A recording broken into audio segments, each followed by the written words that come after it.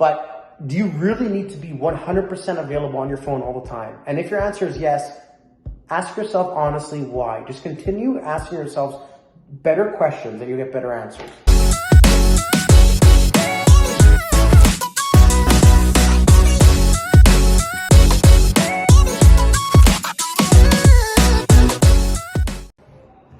Hey guys, Rafi here, Rafi Conscript, Preferred Planning Solutions.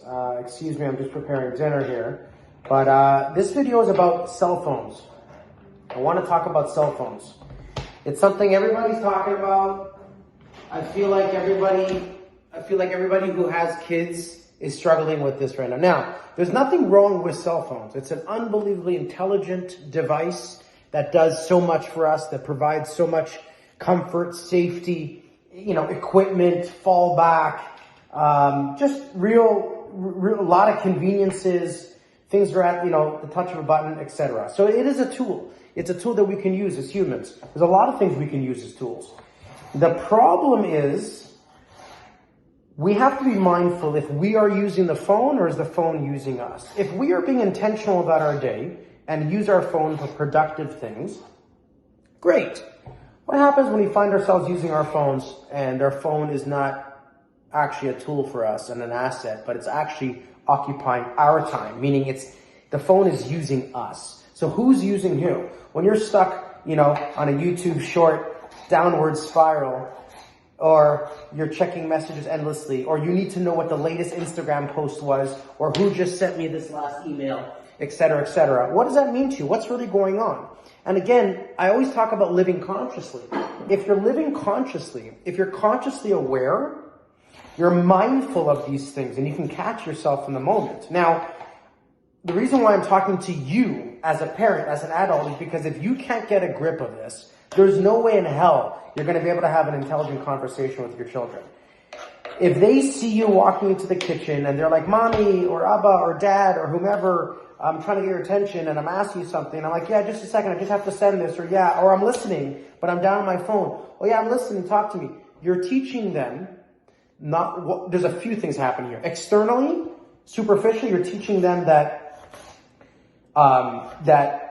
being partially present and partially focused is okay and acceptable, which it isn't.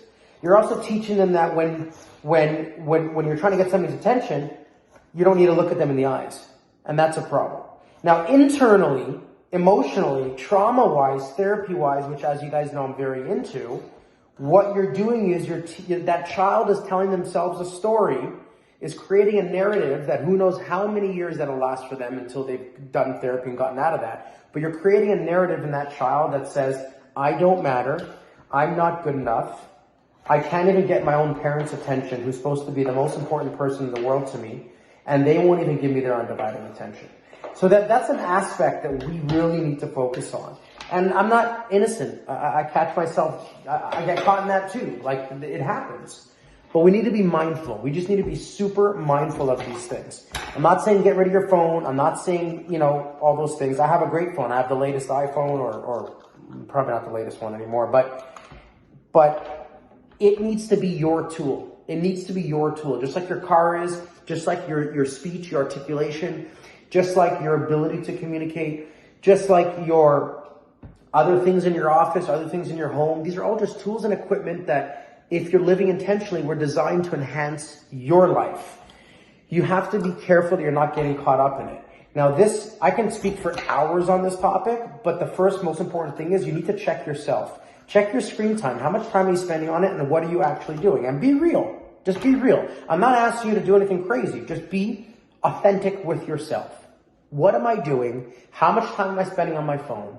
What am I actually doing on my phone? Can I have a conversation with my wife, my child, my parent, my uncle, my grandparent, my employee with eye contact? Can I put my phone in another room and go do something for a couple hours? Or do I find that it always needs to be in my hand as I'm walking around, or always in my pocket? And if it does, ask yourself why. Of course, if you're a paramedic at some sort of urgent services where you need to be contacted any second, or a fire person, firefighter, etc., I get it. But do you really need to be 100% available on your phone all the time? And if your answer is yes, ask yourself honestly why. Just continue asking yourselves better questions and you'll get better answers. I'm going to put another video out on another part of this. But right now, I want you guys to just kind of dive into that. Thanks, guys. Take care.